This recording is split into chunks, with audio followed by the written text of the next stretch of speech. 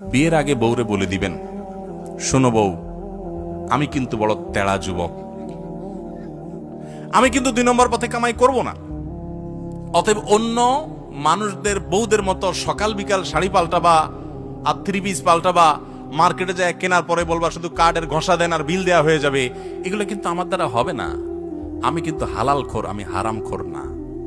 বলা যাবে না ইনশাল্লাহ? হবু বউরে বলে দিতে পারবেন না?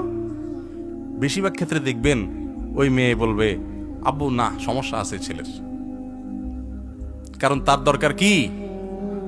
একটা চোর। তার দরকার একটা চোর, তার দরকার একটা ঘুষখোর, তার দরকার একটা দুর্নীতিবাজ, তার দরকার একটা টিন চোর, তার দরকার একটা গম চোর। সে সৎ মানুষ পছন্দ, আপনি সাথে সাথে সেজদা পড়ে যাবেন, যাক একটা চোর প্রিয় মানুষ থেকে আল্লাহ আমাকে মুক্তি দিছে। একটা সৎ মানুষ খুঁজবেন, চেষ্টা করা যাবে না ইনশাআল্লাহ। অসৎ হওয়ার জন্য যোগ্যতা লাগে না, অসৎ হওয়ার জন্য যোগ্যতা, চোর হওয়ার জন্য যোগ্যতা লাগে না, সৎ হওয়ার জন্য যোগ্যতা লাগে। সৎ হওয়ার জন্য মেরুদণ্ড শক্ত থাকতে হয়, হিম্মত থাকতে হয়, সৎসাহস থাকতে হয়।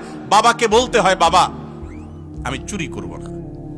তুমি অসন্তুষ্ট থাকতে পারো, বাবা আমি 2 নম্বর জিনিস তোমাকে খাওয়াবো না। আমাকে অন্যদের উদাহরণ দিবা না, আমাকে সৎ মানুষের উদাহরণ দাও। যুবকরা বলা যাবে না বাবাকে ইনশাআল্লাহ? বেয়াদবি করা ছাড়া সুন্দরভাবে বলা যাবে না। আল্লাহ আমাদের সবাইকে তৌফিক দান করুন।